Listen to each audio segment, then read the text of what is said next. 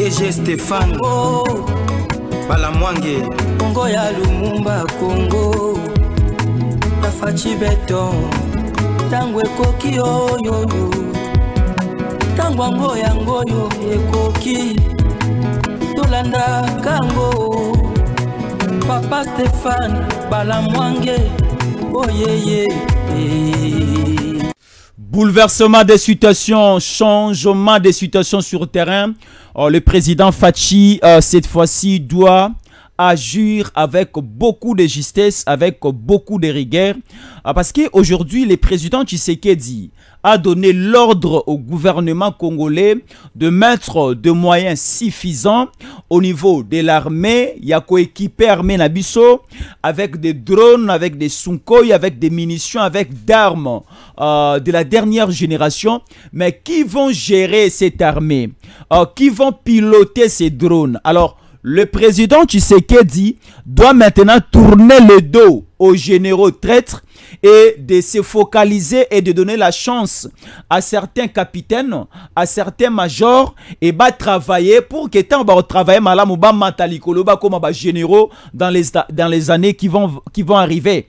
Alors, à ce niveau, il y a un peu de bouleversement des situations, il y a un peu de montée et de descente au niveau de l'armée congolaise et nous vous donnerons certaines précisions. Et ça bouge aussi au niveau, il y a Baline de front et nous vous parlerons de la province du Nord Kivu spécialement.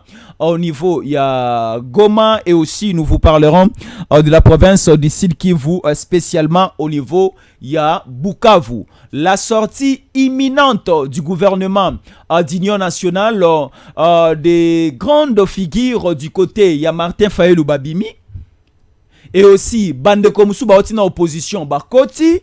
Est-ce que fini l'opposition en République démocratique du Congo? Donc, existait une opposition civile, la majorité qui va gouverner, qui va gérer le pays. Et en face de la majorité, en face du régime Tshisekedi, et aussi l'opposition militaire, l'opposition armée, on a composé à Katumbi et à Kabila. Et si nous allons du côté de Kigali, ça continue à bouger, mais Kigali a vu souffler à Sika. Parce que Kigali Kagame a enrôlé élément à Sika Otobengi Ambongo. Ambongo vient de nous parler de l'égoïsme de Tshisekedi, de l'injustice de Tshisekedi et de la mauvaise gouvernance de Tshisekedi. Quand Ambongo nous parle de l'égoïsme de Tshisekedi, Tshisekedi ne veut pas partager les richesses du Congo avec Kagame.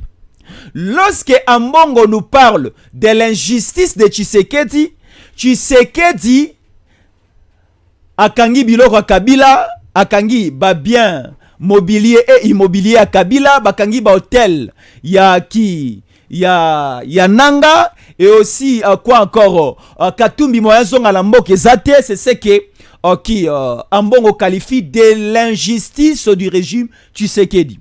Et Ambongo a lobby la mauvaise gouvernance au Congo, mais la bonne gouvernance à Kigali. Il a applaudi pour Kagame. Et au finish, Kagame a enrôlé pour exécuter une mission, exécuter un coup. Au niveau de Kinshasa, nous allons étaler. Déjà, Bakangi, RDF Moko na Kanseta. Kanseta, c'est un cas voisin. L'aéroport Anjili, balingi ba bombarder nini, balingi ba sala nini. Dans cette émission, Toro Belayango et Ambongo a mal choisi le jour et la date. Il a simplement choisi le 2 août comme la date. Il y a Génocoste na Katamboka na biso. Plus ou moins 10 millions de Congolais bakufaki. Toko tapé de Semutamba dans cette émission, ça essaye un peu aussi de bouger de l'autre côté. Nazanga imokote Jésus en collé, Chamboui, mais Nayambi Lisusu, Nekoka Kebulindi, président. Le Wazalendo suprême en direct. Il y a plateau na biso na Kinshasa, na tango koki de 143 na MBA. Mbote na yonde kokake bulindi. Mbote ndeko na ngai. Jésus alola pambola yo. Merci. Amen. To bandi sous semaine ya sika, makambo ya sika, mate ya sika. Nzamba pambola batu nyonso yo bakolanda biso. O bakolanda biso na Congo, bakolanda biso à l'étranger. Topé simbote pa ya Stéphane Balamwange, qui est aussi un peu en déplacement. Oui. Donc, Topé Simbote et pas Félix Antoine Tshisekedi Chilombo. Donc moto yo aza ala ina mama Denise Nyakero tobo sanate ko pesa pe mbote pa ya Luzolo Angela a parmi batu balanda biso makasi. Voilà. Madame Luzolo Angèle. Voilà. Donc, depuis Bukavu.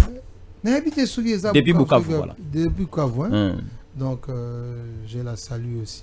Voilà, merci beaucoup. Nous pouvons maintenant entrer à la profondeur en matière Nabiso. Ndekoka Kebulinzi. Prenons d'abord la première thématique. Avant tout au Italie gouvernement, parlons d'abord du récent voyage, du récent déplacement. Il y a Fridolin Ambongo, cardinal. Il y a République démocratique du Congo au Oyouta. Samedi dès dimanche 3 et aujourd'hui. Cardinal bon, au cardinal Ambongo, selon certaines informations à notre disposition, à côté de l'église catholique na Kinshasa, à côté de la église catholique na pays Congo, na Congo, voilà, na Kinshasa, na Congo et na pays où est na Congo. Donc azali les responsables numéro 1 à pays voisin.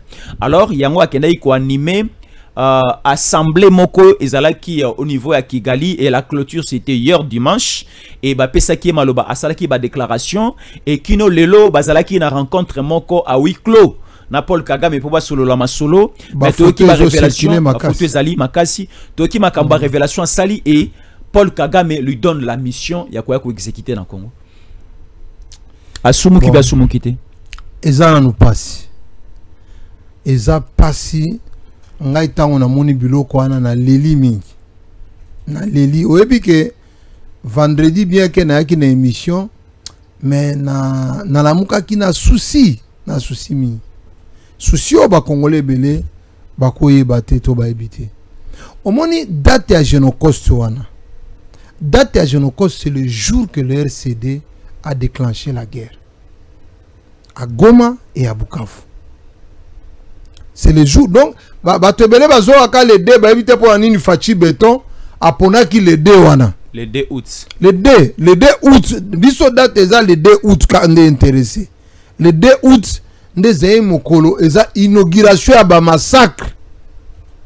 Inauguration to ba lancement ya ba massacre eza yobi ke to banda sikoyo mouvement ya ko massacrer ko boma ba congolais. Mouvement oh bana ya 2 mois bana ya 9 moi j'ai déjà vu un enfant de 9 mois être violé par un adulte biloko tout ya kati et bimi libanda. Oh là là là. Donc moi j'ai déjà vu des petits enfants arrachés. Président tout na discours na ya lobi ba massacre abosani massacre ya suka ya Kabila oh na lobi na régime ya Kabila quoi oh elikaki na plaine de la Ruzizi na place pa bengi Mutarule na Sud Kivu. Bon, bah, massacre, il y a plus de 700 présidents qui ont même au niveau de Kisangani aussi. On a égorgé les enfants. Donc, ils ont une église. Bah, quand il y a une église, bah, tu vas veiller à prière. Au monde, tu vas veiller. Puis, tout ça, là, samedi, vendredi, pour te préparer culte à dimanche. Bah, tout va s'aller na veiller, wana babi makite. Et puis, bah, zota l'one longi. Bah, kati mutu, ya, bah, pasteur, bah, maman, bah, pasoli, ma boum. Ces choses, nous, on a vécu ça, mon frère. Ngana loba charge dans une voisine ba betaka 9 balles na guerre am tebusi akufa pété abongoli pe motema te eloko kamisa nga yango asa wazalendo te e kotaki na nzoto ka ba memie na hôpital Jésus pe asali abiki abongoli pe motema te. Alors aujourd'hui est-ce un péché na cardinal Ambongo akende na Rwanda parce que ba ko yebisa biso aboye est-ce que un prêtre catholique au niveau de l'Ukraine a ko célébrer une messe au niveau de Russie, un prêtre catholique au niveau d'Israël est-ce que ko katsa na ngambo Palestine a une sala makambo qui Ambongo ko sala na Kigali. Bon, moi je ne sais pas. Bon, c'est un scandale. C'est une répétition. Pour Nambongo et Kokende Rwanda, et ça est sous ce événement. On a tout calculé par rapport à la date d'idée parce que le chef de l'État annonçait déjà que les deux, et ça, Mokolo, Bisot Robanda, la Génocoste. Génocoste, c'est ça, génocide. Il y a des Congolais, il y a des Koufi, pour la Koluka Koiba Mbongo, Koluka richesse na bango. C'est ça en fait le sang de génocide. Et ça génocide parce que na Congo na monde eza na bato bazwa ba génocide kapo pona na école na bango. Pona elongi na bango. Ya biso ba congolais za génocide po balingi bayiba minéré. Ba benga na bango yango ne ba benga yango génocide. Mais comment je te dis que l'RCD est entré à Bukavu. Au moins et ça la petit bando benga Sylvain Mbuki. Azanani. Akufa. Azalaki nani. Yende mtu azaki officier ya nani ya RCD. Yem mtu annonce Kagoma nani arrivé à RCD. Na Bukavu ba ondekane kutu na okaka ki akufa na nute. Ondekane azali. Na mona kutu ndako moko wa na lingwa la baipsika ke za ndako ba ondekane. Et ça ba journaux ba ondekane il faut baloba. Parce qu'ondekane fait partie bato ba détournant armée nyo segendaka na est kuna et puis nan bon Azam ici ou pas, je ne sais pas. Mais bah, ça, bateau, histoire, il faut remonter les lots. Le premier problème pour le Congo, avant tout comme en Ambongo, c'est que nous avons dit comme histoire, n'a pas propre, comme rien. Comme rien. Donc, cette journée d'idée là, on doit avoir batouné Tibiso, Babeng Biso, na RTNC. Toi, koloba nini le kaki ndeko nangai. Ozaroye banini le kaki. Oh, papa, oyebi na Bukavu, na aéroport à Kavumu. RCD Koti. Oui. Et puis loko kolobango na ju risque mingi mena kolobango. To betali solo c'est le passé non? Photo RCD to bongisa lobi na biso. Ya, lobi to bongisa ngo na banani. Kaba oyo kaka mbongo azwe perception to yo kana na bango. Bato basali biloko wana oyo ya nani ya de basali bazatile mi ebele bazali. Ebele bazali. Ba Moïse Nyarugabo bazali. Bazali ebele. Ba otaki lo ba koma misusu ba koma déjà que tu attends une union sacrée. Donc maintenant le problème c'est quoi? Bazui tous les officiers bakota kiwa ba congolais.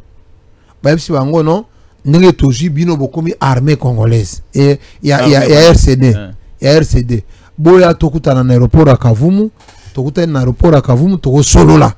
Tope sabino ba orientation ya sika pour n'habitume. Les militaires ont pensé que ça système en zéro. On Laurent Désiré Kabila ba sans problème. Ba militaire na biso FARDC soit disant. Oui. Ba enrôler bango na ngambu ya RCD. Bakende ko exécuter bakangi mboka neti bakokanga mboka oyo balobi no ba officier nyonso biso toye toza RCD kutu eza nini rassemblement soyi de nini wana. Donc biso toye ko libérer bino. Donc maintenant bino boya tokutana toye biebisa bino motif ya guerre na biso et puis bosunga biso tobenga na Kabila Muse. C'était la guerre contre Kabila Muse. Ndeko na ngai ba officier baye ebele. Parce que baloba que so otikali na ndako biso toyebi que oza militaire obomami to oboma yope wana ba militaire ba yena kansa yo bazaki na kansa yo ezala baka moke baka eza tomi sato ndeko nanga ba militaire officier ba officier kaka bakendeki na aéroport à Kavumu bakomi wana rassemblement arme à pied batie balongoli bango batie na piste d'atterrissage. On a tué tous ces missiles. Ah bon? Ceux qui 3-4 boyende ba échappa comme on masasi ezalaka na bato esova na mususu ba master omoni to yeka boy master yo ko fana na nani wana te. Donc ça dit ba ye bazui ba militaire congolais. Donc écoutez ba ye bazui ba militaire ba omoni ba histoire ba to balobaka awa o mwa bato ba bo sola la bango. Là c'est le Rwanda. RCD to benga ka RCD. Mais RCD c'est le Rwanda ou bien RCD c'est un mouvement congolais. Papa mouvement congolais. Oui, c'est ça. Et bon, Kabila tango bengani wa Kinshasa bino ba étranger bozonga. Biso ba congolais totikala yango e ben di RCD. Mais mouvement congolais et tokoloba que RCD ça mouvement congolais parce que Kabila a passé bango vice-présidence en charge de la défense et la sécurité. Avant Joseph Kabila, RCD bimi na musée Laurent Désiré Kabila. Oui, mais la continuité en gonde et pesa qui Rouberwa vice-présidence il y a République. Ti wana après musée. Wana ce que ça dit solo Joseph Kabila ce que yena batunae. Mais Moussa Laurent Désiré Kabila tango yebisi bango bino boza ba mercenaire boyaki na ngai Moussa ke kiba kuna ba yebisi ko monike bato za na bango wana ba décider ko boma yo soko zongi yebisa bango ba songa ya komi awa lobi ke ba baza ba congolais te bo ba mercenaire bo zonga facture to foot mabe ya Moussa so Tshisekedi yebisa ka déjà bato na okaki kutu modité mo zo ba non. Oh, Tshisekedi va pesa ka tracteur akende ko sala bilanga. C'est faux, on n'a jamais donné à Tshisekedi tracteur. Tracteur wana ezala te. Ezala kanini. Zéro ba benga na ikaka. Na radio bo na télévision obito ko pesa tracteur. Yo kende na village ya Tshisekedi tout na tracteur ba pesa ko ezaka wapi. biso tolandaka information hein. Et puis nous on ne prend pas le temps de venir parler na biloko to éviter. Alors bazu ba soldat nyonso ba yana bango na aéroport ya Kavumu. Mon cher, c'est la viande hachée qui est restée sur la piste. Les parents sont partis. Les femmes sont restées de veuves. Et c'est là qui matanga munene na ville à Bukavu. Matanga munene no yo soko bando yeba déjà ndeko na yo officier ni tout ça oyeka donc la journée là même ataba ndeke bando circuler. Donc pour eux objectif est à éliminer race nyonso ya officier congolais wana ba na race mosusu parce que je vais te donner un secret. Isola mbongo exemple au monde biso ba congolais ne gouvernement ezobima biso tout au bunda poto kota na gouvernement. Bien que tu aies dit na gouvernement comment ba calculer belé bon biso toza ba fasciste disant mais bon to éviter bon ba kuti biso na mouvement ndoko yoka ke ba liste la bango ezakuna ngana muto ba kanganga vice gouverneur abati lukwebo aza gouverneur Bukavu po ngana o défendre Fachi mais lelo ba ko préférer que ngai natikala ba ba kanga biso pona ba Fachi ba kanga biso pona ba Fachi lelo isu ba komi na maloba koleka biso ba kolo mouvement ngana zai directeur de campagne ya Félix Tshisekedi na 2018 ba ba ko bazado ko opposer biso bon bande ko contrecarrer biso ba no finga biso na ba débat que ono bino mutu pamba bozo soutenir nini ba maelete ka batu wana misusu ba diriger biso ezo sa biso passe na motema. Après mais si quoi après les carnages na logique loka na esika na bando kende na logique ya ba Rwandais ba rwandophone ba rwandofite na ba rwandohite parce que ezalaka ndenge wana parce que bino bobenga ka bango tu ba Rwandais mais bazana ba catégorie les rwandophites les rwandohites les rwandophones et les rwandofis. Maintenant ba Rwandais ba RCD Rassemblement pour la démocratie, ceux qui ont congolais de démocratie, n'habite ba teka ngo wapi. Bango tango ba Rwandais tango ba yaka na bitumba. Et il ne se précipite pas pour les postes politiques. Nte? Bango ba bundaka pona ba poste militaire. Les responsabilités militaires. Donc il faut supprimer les militaires. Parce que bango baza na théorie politique, mo biso tozala nango na politique, quand les balles parlent la politique c'était. Okay. La logique na bango c'est l'armée qui est supérieure à la politique. Et à mon moment qui est président peu militaire. Pour na bango, il faut d'abord récupérer l'armée et ce qu'on qui biloko nyonso basenga. Ezaka ka armée renseignement DGM au FIDA. Donc bango ezaka des services parce qu'ils savent que quand nous avons l'armée, yo toza ministre. Il faut faire ça. C'est objectif à AFC 23 et à Kabila Mokonzi na Congo. Maintenant, la logique pour le rwandophone et le rwandohite. Et ça la que ono ngana la ministre de l'agriculture, na ministre de l'infrastructure. Non. Et comme il faut avancer maintenant.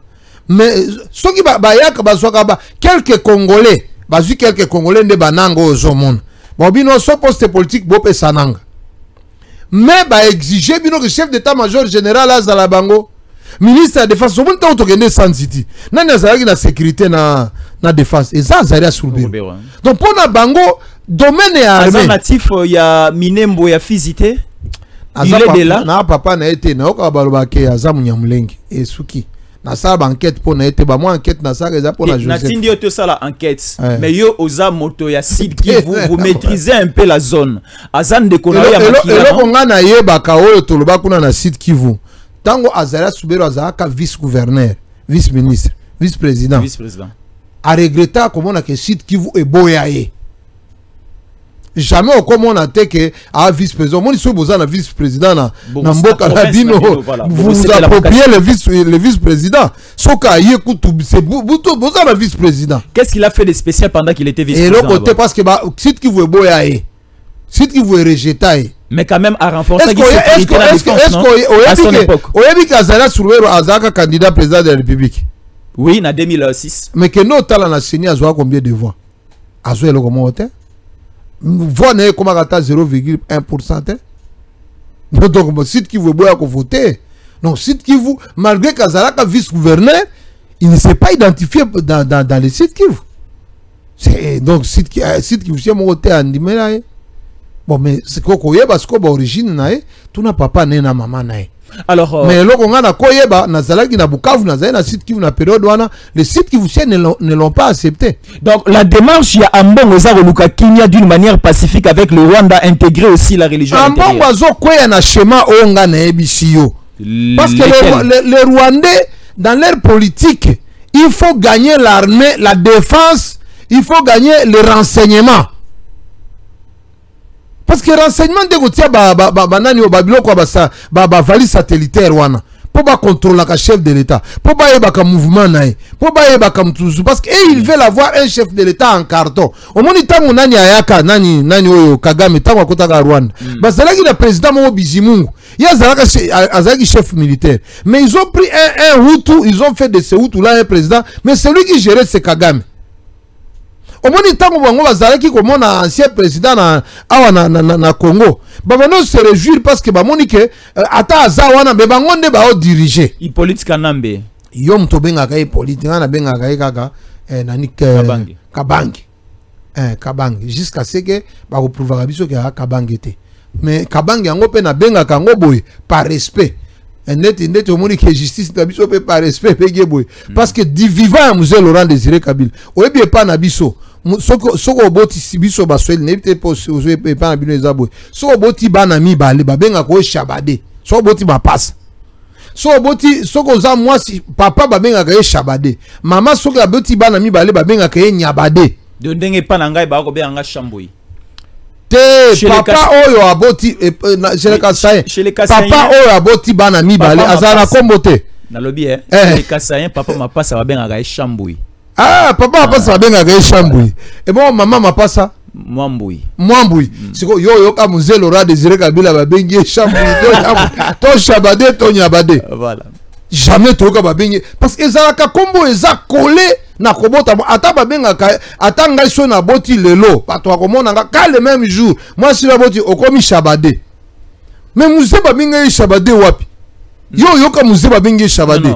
Oyoka mama Sifa babengi nyabade. Non. Babenga kika mama Sifa. Mama Sifa balingani na Kabila avant que c'est-à-dire mama Sifa alingani na Kabila wana Kabila esi abotama Joseph.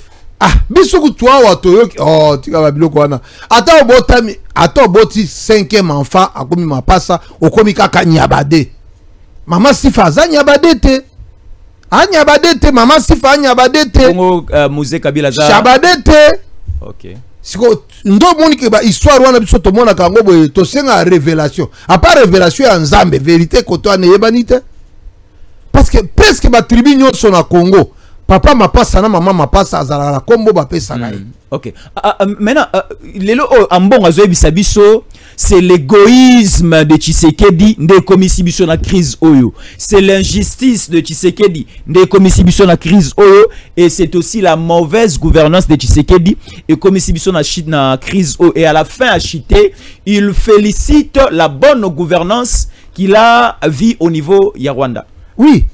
Mais ce qu'il n'a pas su, oh le quoi éviter. Tout ce qu'il y a au Rwanda, c'est le pillage du Congo. OK. Eza makila ya bandeko nae soki asola za congolais. Eza makila ya ba Congolais ya balabala ya Rwanda, stade ya Rwanda, babilo ya Rwanda. Ça s'appelle le sang congolais. Le sang congolais pona Ambongo, makila ya ba Congolais ebisi eloko mokote. Ambongo n'a vu rien de bon. Ou bien il n'est pas informé? Papa, ba prêtre catholique batangaka, c'est pas comme les pasteurs protestants. Biso tu as na ba protestant so aux révélations comme les prophètes hein. Mais na ba catholique c'est pas comme ça. Na ba catholique c'est tout prêtre c'est un intellectuel. Et puis pas n'importe quel intellectuel et puis un cardinal de surcroît. Donc c'est compliqué. Donc biloko wana ndo yoka na ebisa ko ke niveau ya motema mabe o eza na Congo. Ndeko na ngai ankole. Na ebison, moi je me pose une question. Nalingi mutumo kwa répondre nga ata na question na. Vous faites comment pour ne pas aimer Tshisekedi? Vous faites comment pour ne pas aimer Félix? La guerre que Félix est en train de gagner, ce n'est pas la guerre du M23, c'est la guerre de 30 ans. C'est la guerre de 30 ans de Konangai. Logique ya bandeko wana, c'est venir récupérer l'armée.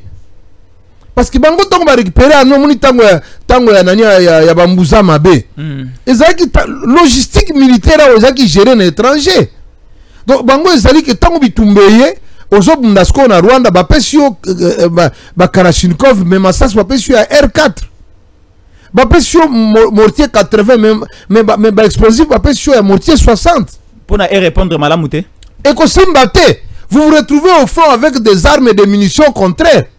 Vous ne pouvez pas faire la guerre, Ndegonangai. Vous vous retrouvez à la guerre communication exatée. Et ils ont tout, vous avez rien. C'est pour laisser le Congo à genoux. C'est pour essuyer les Congo, à lever, suivre les généraux pro-rwandais. Parce qu'au cause de la générale Moulouba Kati Moussoaïdi, Moukongo, Mounini, tout ça, mais si tu sers les Rwandais, tu es pro-rwandais. Je risque même de dire aujourd'hui que Ambongo est pro-rwandais. Comment ça? Parce que mais quand vous soutenez les Rwandais, contre votre propre pays, Ndegonangai, est-ce qu'Ambongo sait ce qu'il est en train de faire? Parce que le vrai problème de l'Église catholique, nous connaissons ça. Il y a que histoire à prime, au moins prime où il y a classe où il y a et bandé à Bukavu, dans le collège Al-Fajir. Prime, la prime qui a envahi tout le Congo. Ça a commencé à Bukavu avec l'église catholique. Et moi, je te dis que l'église catholique gagnait des milliards, un milliard de dollars chaque année. C'est beaucoup d'argent. Mais tant que le papa lobby que chaque paroisse est en charge, ça devient difficile de gérer les paroisses. Parce que na ba prime wana ba tebele ba tongi bandako ba tongi ba école. SCC ou tongi ba école. Église catholique tongi ba école. Mais tu réponds à mon parce que Ezaki deal. Mais c'était la souffrance du peuple congolais et une violation grave de la constitution. Parce que la constitution, c'est pas de la gratuité de l'enseignement primaire et secondaire. Et non seulement ça, et lobby que l'enseignement primaire et secondaire est obligatoire. J'ajoute obligatoire dans le Batoabo Salagango. Ça signifie que moi, dans quelle classe il faut l'État. L'État est que comment on a papa pourquoi cet enfant ne va pas étudier. Parce que les Blancs ont pensé que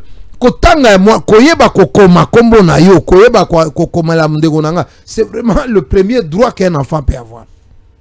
Vous ne pouvez pas priver à un enfant savoir comment écrire son nom. Donc vous avez fabriqué un danger dans la société. Alors à ce niveau, oui. L'égoïsme du président Tshisekedi, Ezaki, selon Fridolin Ambongo, le président Tshisekedi ne veut pas partager les richesses du Congo avec le Rwanda. C'est ce qui crée les problèmes.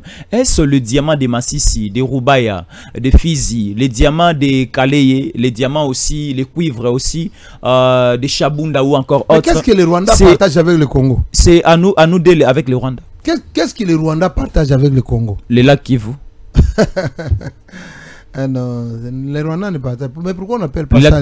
Pourquoi on n'appelle pas ça les lacs Rwanda? Est-ce que le Kivu se trouve au Rwanda? Le lac Kivu n'appartient pas au Rwanda. Il n'y a pas un nom Kivu au Rwanda. Ils ont Bazaka Nakamwa parti na bango muke. On a le 20% à lac. Du côté d'Iju en face du Rwanda. C'est ça. Nini ya Rwanda au bisoto sale la Congo po bango ba ko sale la biso. Qu'est-ce que nous reprochons à Dieu de nous avoir donné les minéraux, de ne pas donner aux autres les minéraux? Donc bisoto finga Jésus, bisoto finga Nzambe ngonangai. C'est Dieu qui nous a bénis, c'est Dieu qui nous a donné tout ça. Donc nous là nous reprochons à Dieu, nous reprochons vraiment à Dieu de nous avoir donné les minéraux. Toi Nzambe que minéraux na biso sale la kabaninga. Et pour avoir ça il faut même nous tuer. Nos minéraux sont à vendre. Si vous voulez acheter, vous achetez. Les Chinois, bien que ça, contrat Léoné Kabila Salina, les Chinois, pour balia Bambongo, 8 milliards de dollars, et on a refait encore les contrats chinois. Donc nous devons quand même nous respecter. Oui, mais que ce temps qui banne. Ce qui va lobby, il solo que tu as Monsieur l'abbé. Yo mon dit, mais ça commentaire, un homme intègre. Ah! Et bon, on va que des scokoloba Kiré à paroisse. Yo critiqué Kiré neni. Mais bilo ko tozo mon nom. Kiré gouta dans assez par rapport à cardinal. Mais oui. Et puis on lo bali solo à évêque. Parce que ezana ba masumu ya na repentance na église catholique au évêque nde asala kango. Donc, mais et bon, ce cardinal, nous t'avons voté pape. Toi, tu vas le critiquer comment? Pas parce que quand même, biso chance paix. Alors, il nous parle de l'injustice encore à ajouter à lobby. C'est l'injustice qui tue aujourd'hui le Congo. Oui, pour finir la crise, ce n'est pas la sortie du gouvernement que vous nous promettez. Oui. Finir la crise, c'est juste mettre de la justice au milieu entre Tshisekedi Kabila, entre Tshisekedi Katumbi, entre Tshisekedi Ambongo. Kabila yé nani? Kabila yé nani? Kabila nani? Selon Ambongo, c'est un Congolais. Selon la haute cour militaire congolais, Joseph Kabila Kabange. Ah, mon frère, yoza Congolais te. Je suis Congolais. Pour nani akolo bateke ngana obatia biso ba ministre poto zwa kimia na Congo. Ya linginda acharnement te. Tene na obi pour nani? Pour nani? Pourquoi on peut avoir? C'est ce que moi je me demande. Pourquoi Kabila? Pourquoi pas moi? Pourquoi pas yo? Ton di makasiata to lo bakaza Congolais. Mais pourquoi Kabila? Le père de la démocratie. Kabila ça le père de la démocratie. Selon eux. Démocratie. Selon eux. Et bon Tshisekedi Azanani, Étienne. Kabila c'est lui qui nous a amené les élections. C'est lui qui a demandé les élections de l'alternance. Que Kabila vous a amené les élections ou parce que les élections c'est la convention à Sun City. Et ça accord à Sun City. C'est lui qui est à la tête. Est-ce qu'on y a dit qu'il y a accord à Sun City? Non, l'accord à Sun City c'est Kabila te. C'est l'accord de Sun City. Mais celui qui a demandé la démocratie, c'est Kinde Gonangai. Mais la constitution de Nango Lelo. La constitution de Kabila. La démocratie, père la démocratie dans le Congo. Et c'est ce que tu et comme Kabila. Même et puis mon cher, est-ce que vous savez que au cause de la médecin peut retirer au pays nani na qui médecin. Yo za médecin ozobo salaba bistouri, ozobo salaba biloko nyoso na libumu ya bana 3 fois. Balongoli na médecine mon frère. Et ça domaine non, et ça appelle noté. Toi, tu amènes la démocratie et la guerre au même moment. Tu amènes la démocratie et la guerre. Il y a même la démocratie, il y a même l'élection. Démocratie, c'est Etienne Tshisekedi. Mais au même moment, et l'autre, tu croire que on a une alternance. Mais aux zoloba, yo zoloba alternance, c'est pour zoloba na kozonga. Au même moment, tu fais la guerre à ton pays. Au même moment, tu dis que oh non, tu amènes la démocratie. Mais déjà, lorsque Nayoka une fois que le Belayango, il faut constitution la changer. Il faut aussi reconnaître que dès que la constitution est changée, Kabila aussi a commis éligible. Nani a voté? Donc, on va voter en 2006, en 2017, en 2011. Nani a voté? Bah Congolais belé babando yeba Kabila te. Même ici à Kinshasa. Siko ba yebié. Oh. À Salinini, à Zaza. Ah, à Kinshasa.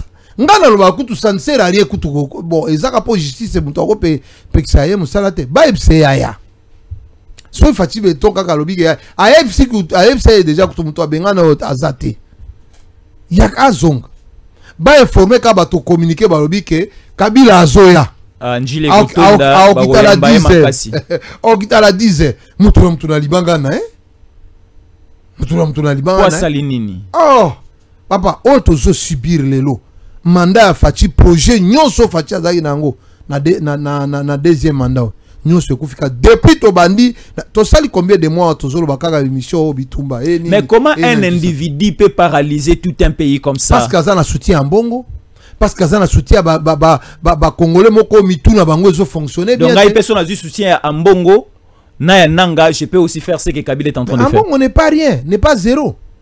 Ah bon, mais ça, les pétitions, oh, vous n'avez pas de en cathédrale, sur une na 24. À 60 voix. 60 voix, ah, ah, ben, bateau, boya, j'ai dit, boya, ko sala, une pétition, bo signé, pour boulot, na zo sala, les en bongo, yo, za, na église catholique. Église catholique, so, te respecte, quand on monen, pour n'ani, ko sala, pétition, à 5 millions de personnes.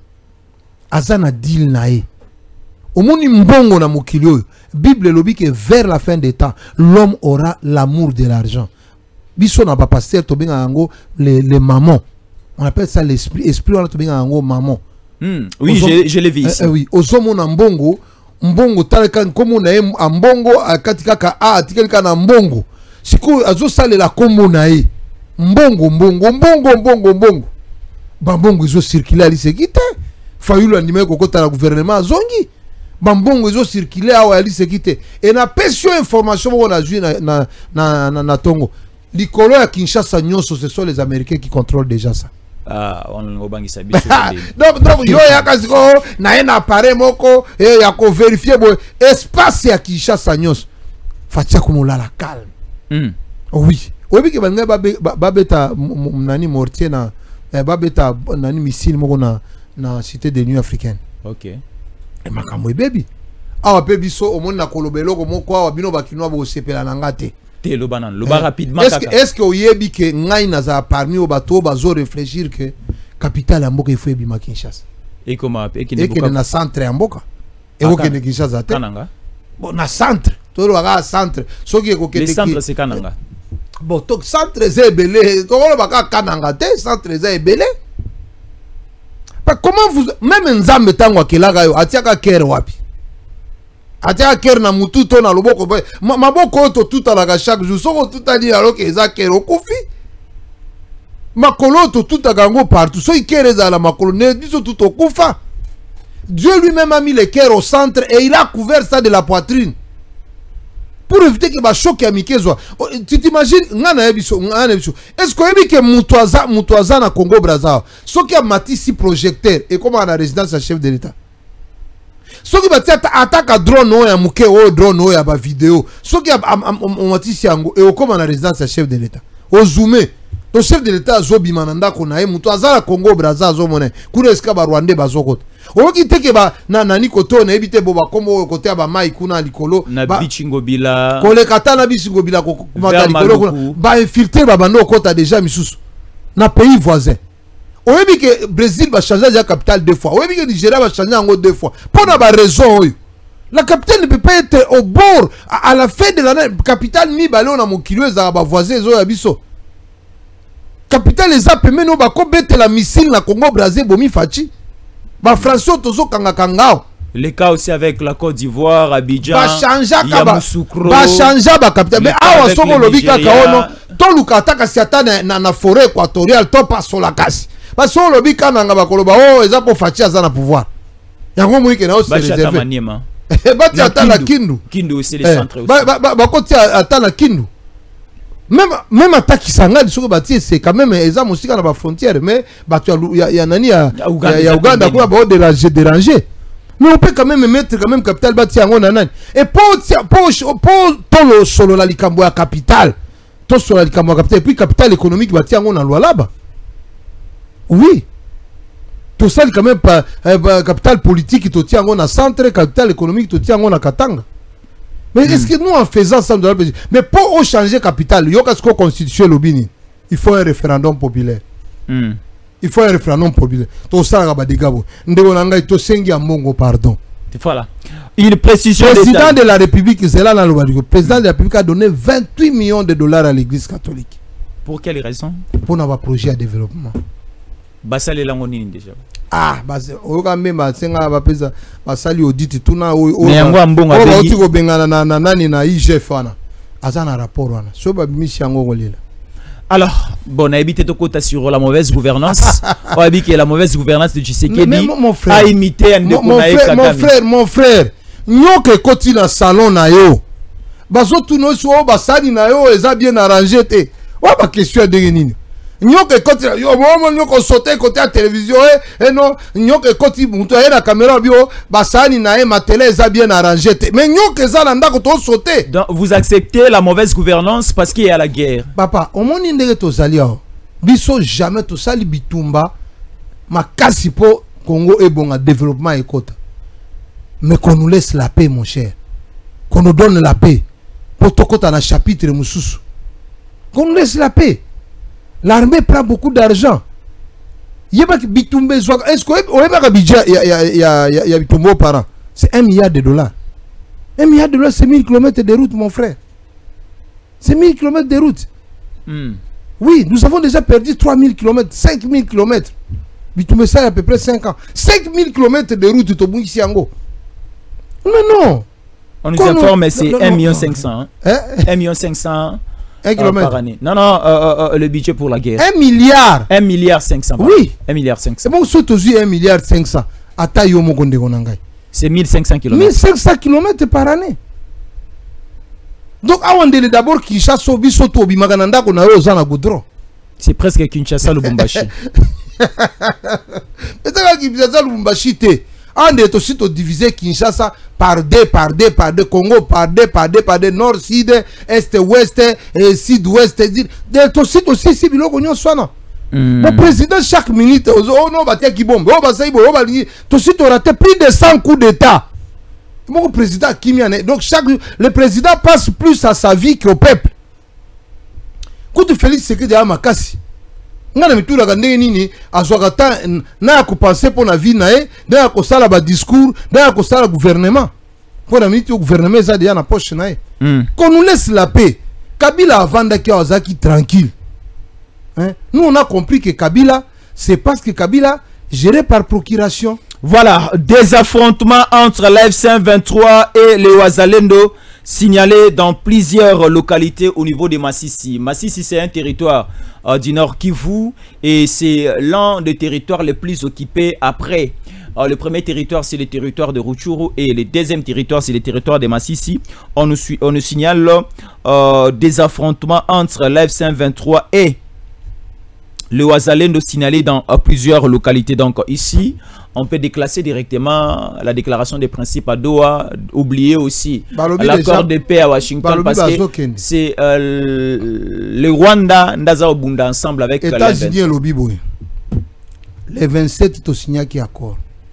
Oya lingi ko respecter Ango à respecter. Oya lingi ko respecter Ango te atik. Très bien. Lui va s'occuper du reste. Très bien. Mais les Bazalendo, balobi qui M23 ko ça sous impacté. Parce que ba M23 malgré tout ça ba biloko yo, ozomo la kaka bango ko ça ndenine. Bazo kota sko bazo ça sous ba affrontement à ville te. Bazo kene na ba village ba gagner ba espace. Mais ba ville ici n'est pas union non? Ovira bazuite. Ovira bazuite. Mwenga centre bazuite. Kamituga bazuite. Shabunda bazuite. Butembo bazuite. Beni bazuite. Kamituga est ville. Ah! Natuni. Shabunda est ville. Kamituga est ville. Shabunda est ville. Kamituga kuna ville lokola Bukavu na ville. Omoni Kamituga na biso ta ontoza ki bana. So ok Kamituga mbule beti makasi boye batwazo lokota or. Mais c'est une cité, ce n'est pas une ville. Ville. Ville à Kamituga. Oui. Site qui veut dire la ville Misato. Ok. Uvira, Kamituga, Bukavu, mais babaki sipe Baraka. Bo Shabunda. Parce que Baraka, Shabunda est neti moi cité monen. Ok. Baraka babakisa ki ango moni ezali na directeur de cabinet à Kabila oyo pana bango ezali na fizi nde babakisa ikuna. Aki Nemi Mulanya. Ah Mulanya, ok. Ah, il est de là. Il est de là. Ah, ndeko na yo. Et c'est yé azan ndeko ya général Yakotumba. Ok. Mais Yakotumba reste toujours patriote plus que Nemi. Ah, baba Nemi wano yo pesa olinyo tanga bakomba ba patriote bande suna Nemi. Oye biteke na babiloko azala ba responsabilité belé. Na biloko to vivre. Ya lo baganete. Alors, lisons ceci. Exclusif gouvernement souminois. C'est imminent. 40% de ministres sortant éjectés. Certains postes de vice-ministres et ministres délégués supprimés. Quelques ministères fusionnés. Des poids lourds de l'opposition et figures de la société civile feront partie de la nouvelle équipe. Alors, il y a un gouvernement qui surquille dans les réseaux sociaux. C'est un faux gouvernement. Mais déjà, la liste finale est bien fin prêt. Alors, qu'est-ce qu'il faut faire? Nous attendons la publication au niveau de la chaîne nationale. Et la personne qui va présenter cette nouvelle équipe, c'est Madame Tina Salama. Elle est porte-parole du président de la République.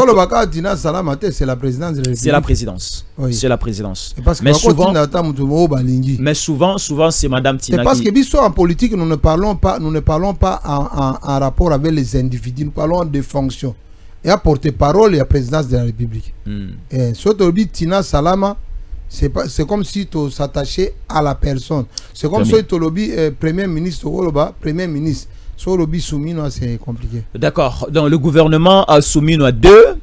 Et vous allez publier incessamment ici. Oui. Plus ou moins 40%.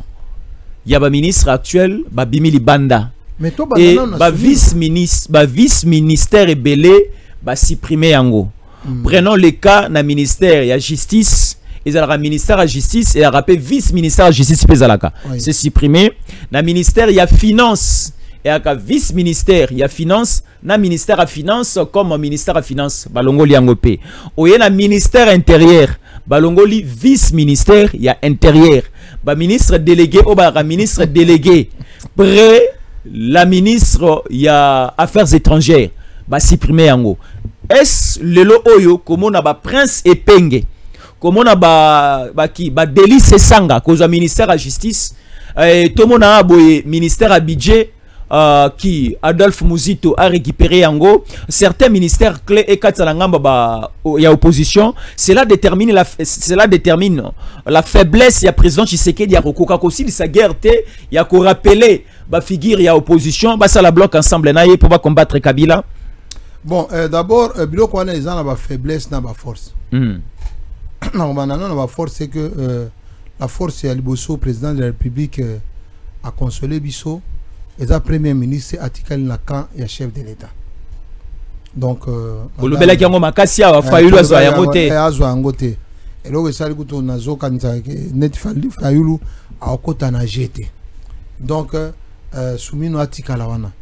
les auditeurs, téléspectateurs, ils peuvent retenir que la Constitution Nabiso et prévoir que le président de la République a nommé comme premier ministre, mais à Longola Réité. C'est un danger de nommer un opposant, ou un opposant ou nommé premier ministre au Longola et Salimate. Donc on a la crise oyo, le monde babazwaki na kasavu. Pongo ilunga lukamba balongola kende nini? Oh, oyo kite ke ilunga akena kutu komona na Kabila. Et ça la casco pression. Donc, constitution la que le premier ministre Abimagana Moussala soit na décès, soit na démission. Il faut démissionner. Quand il n'a pas encore démissionné, il ne sort pas. Très bien. Le premier ministre a démissionné. Le président de la République a dit viens ici, Bilo que ne bien tu démissionnes. D'ailleurs, on a ce qu'on appelle des fonctions. Et ça la décès, motion, démission. Alors maintenant, ce que vous avez moko tie wana.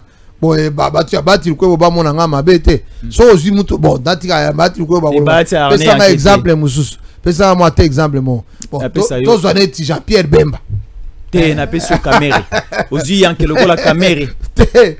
Bon, donc on a gaga battu yanke moko wana. Battu yanke moko wana. Si quand le président Ebisio Bima a boy, c'est légal.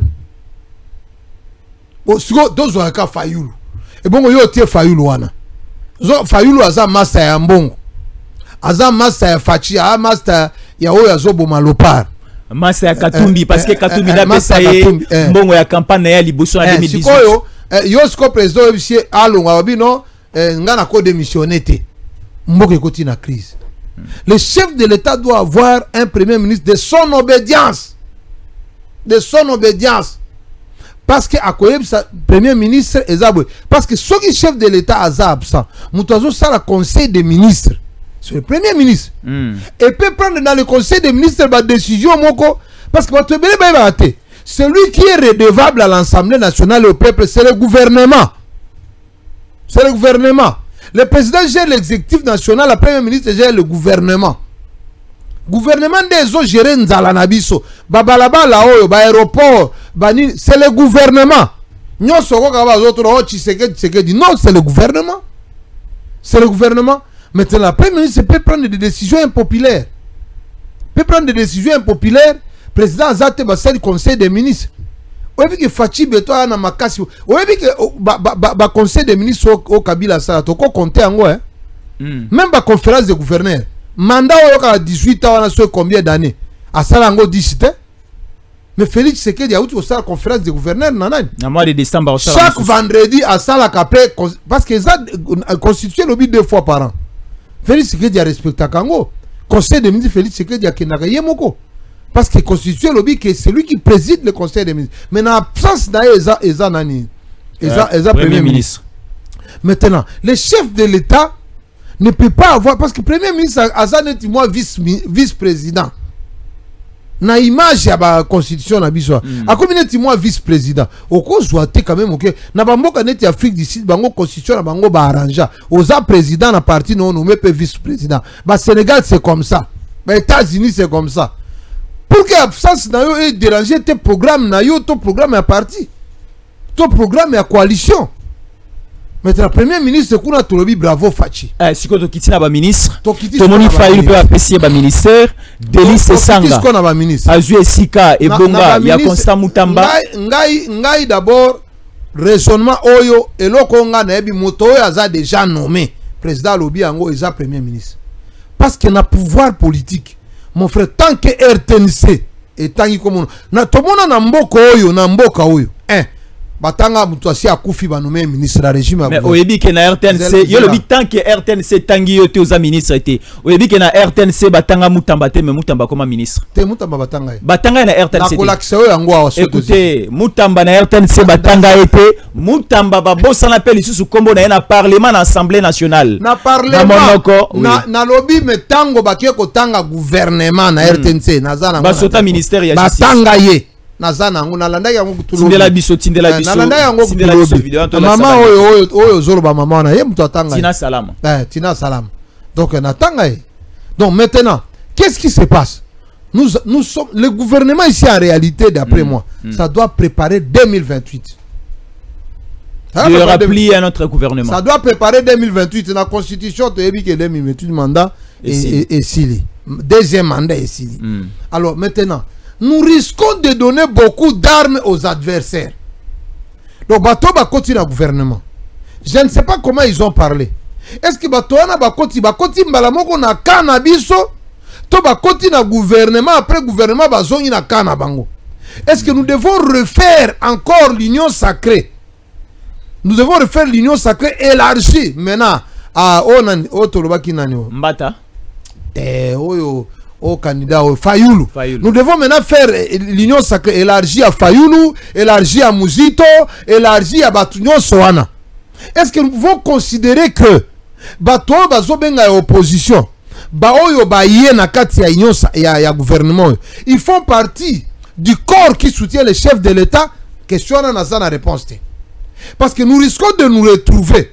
Batouana ba fabriquer ba député na bango, batouana ba relancer nani Fayulu, biso to tie dauphin, to Félix to changer constitution, to lobi to continuer mandat, ba komi ba opposant na biso, bazalaki na nzala ba komi na mbongo, nga na to zala mbongo. Est-ce que Fayulu a rendu ma changement à constitution?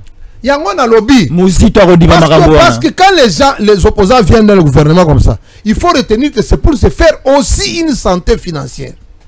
Il faut reconnaître ça. Maintenant, nous risquons d'éliminer nos autres joueurs nabiso, ngayoyo, yoyo, balamwange, toko tanga msunani, oyo ya États-Unis oyo. Kalonji, totan pe mama mokwa. Chancellor Nchala. Chancellor, nous risquons de priver les moyens aux nôtres et donner les moyens aux adversaires. Et tant que toko zala, au moins ni a onde tozali. Bon, soy ministre a Fayulu a ibito kangaye toto kangaye te. Ya ba question na bano mituna. Mutamba kutu bakangie bon ya Fayulu bakangaye te. Mais okoka batu ya Fayulu obi biso coalition e kufi bolingo kanga mutuna biso.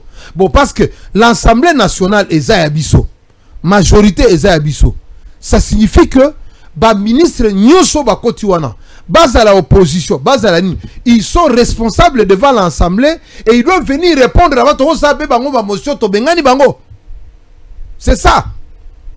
Ça, on doit se mettre d'accord sur ce mode de fonctionnement. Parce que mode de fonctionnement, on a de permettre moi de fonctionner bien. Donc, je souhaite de me dire aussi, est-ce que le combat ya ba mbongo na bazolka ba Macron na ba voisin totanga gâté?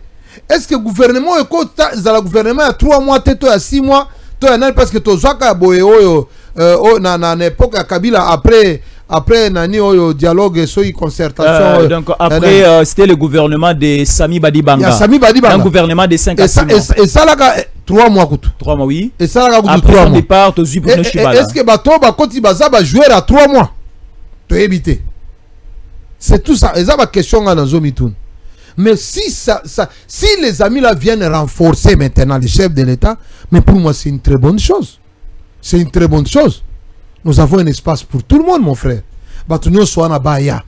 o balingi ba so ambongo pe alingi aya to nommé ministre po atika okende collaborer na monguna aya to pese ministère moko to pese ata to créer ata ministère ya ko gérer ba nani ba confession religieuse parce que on a ministère de justice te ya confession religieuse mais ministère de justice c'est là de la vraiment ba confession te wala to longoli to salika ministère moko ya ba confession religieuse et voilà ce que ya comme gérer ango ton en relation na ba pays voisins. Ah, comme ça, comme ça, ndenge na Kagame ba koma ba mast.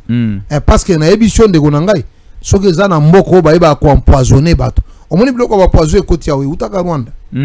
Biloko ba empoisonner, mais ambongo akenda kuna ata mutu o sa paste ba empoisonner ga ete. Et puis je te dis biloko non to pesa ba prisonnier to pesa ba nini pour la bonne gouvernance oyebi ke ba prisonnier ba kangaka na baninga na biso kuna on ne les traite pas comme chez nous hein oza na prison ba pesa ba biloko ko bomo ba petit fait o meli peso zo ke no kufa ba personne qui au prisonnier asi akufi à 6 mois après 3 mois ba komi okufa ba prisonnier baza na ngambo kuna photo tia bango na prière o bazana ngambo na bango kuna ba prisonnier ya biso yo kaliske bazo traiter bango ne biso to traiter ba prisonnier oyo o ba komo lobela na ndolo to napi non mais ba bimisa ba zwaka pe ba sima na ba show mai ba sopi na chambre ba prisonnier makole komo vimba yo zoli ya biloko kuna folia yango sali prière makasi ya Daniel oso ozana banani na banko situ Jésus kakanda ya likolo ba prison na biso eza ba lieu de repos eza ba prison te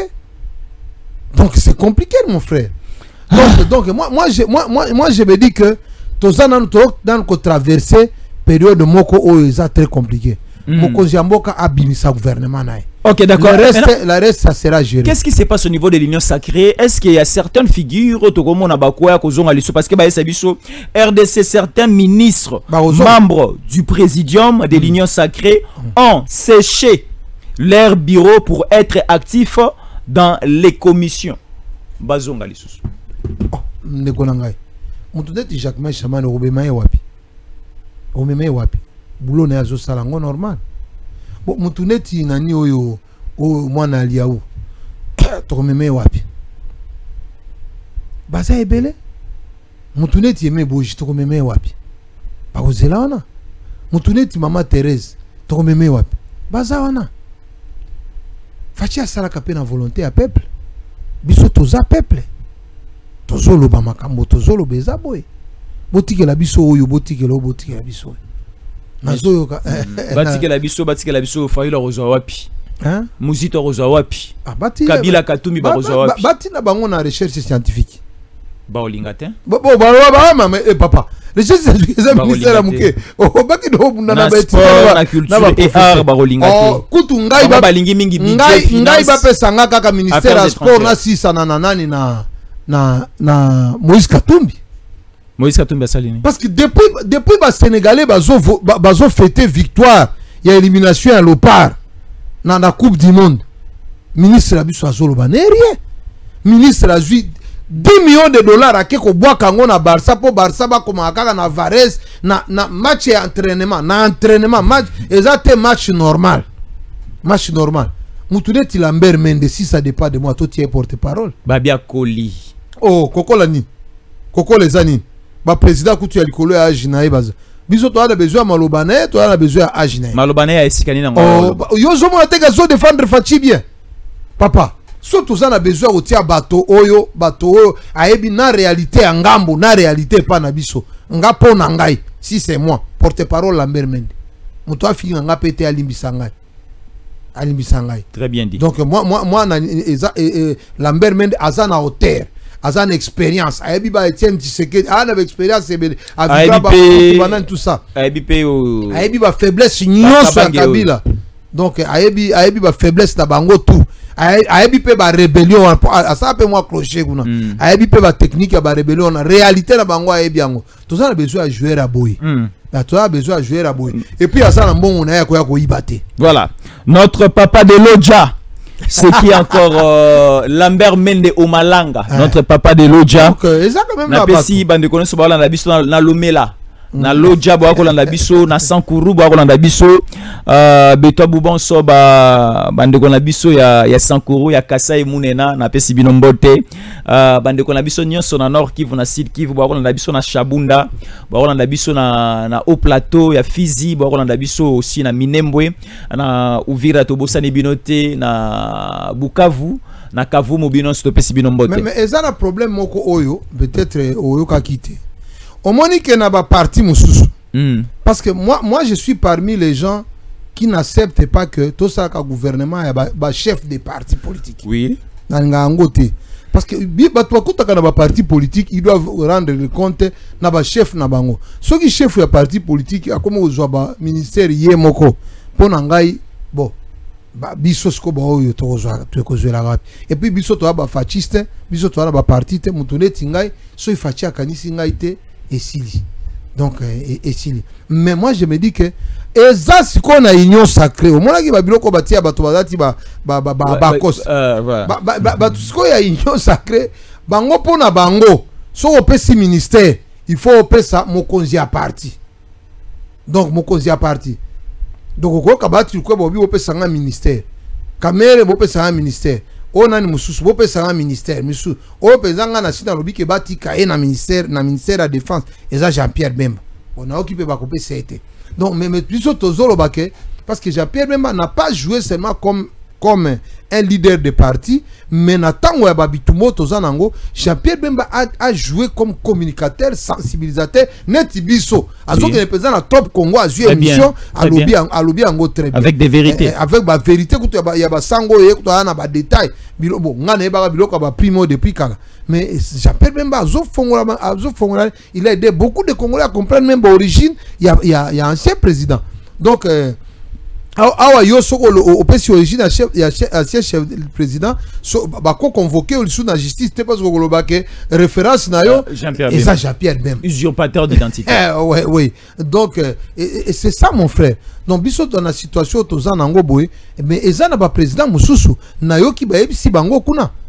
na yo ki bon omoni eloko so mo konzi a flasher so nini ngana kolo bango te na combat o tozana ngo vous n'avez pas travaillé vous vous êtes éloigné. Mokonzi aza conscient que les gens qui n'ont pas pris, qui n'ont pas mis la main dans la pâte pour accompagner le combat par rapport à l'agression na biloko to vivre na ba étranger. Très bien, merci beaucoup.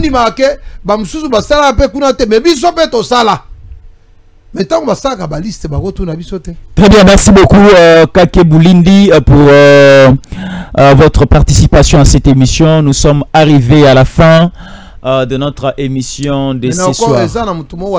Numéro à téléphone. Oui. Comment vous contacter? Son autorisation, il y a des gens qui cherchent à nous contacter, peut-être pour nous donner des informations, parce qu'il faut que les informations soient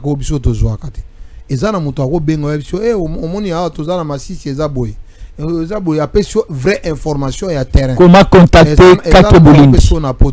Donc, moi, mon numéro de contact, c'est plus 243.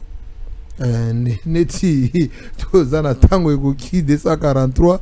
Donc, plus 243, 89, 35, 21, 196.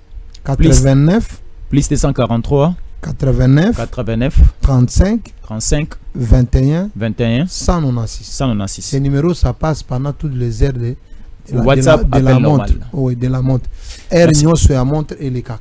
Merci beaucoup. Là, c'était le numéro de Kake Boulindi, le Wazalendo, quelqu'un qui parle bien pour son pays. Alors, une petite pause, mais l'émission ne termine pas encore. Dans quelques secondes, nous revenons. DG Stéphane Balamwange Congo ya Lumumba Congo Fachi Beton Tango ekoki yo Tango yango ekoki Tolanda kango Papa Stéphane Balamwange oh yeah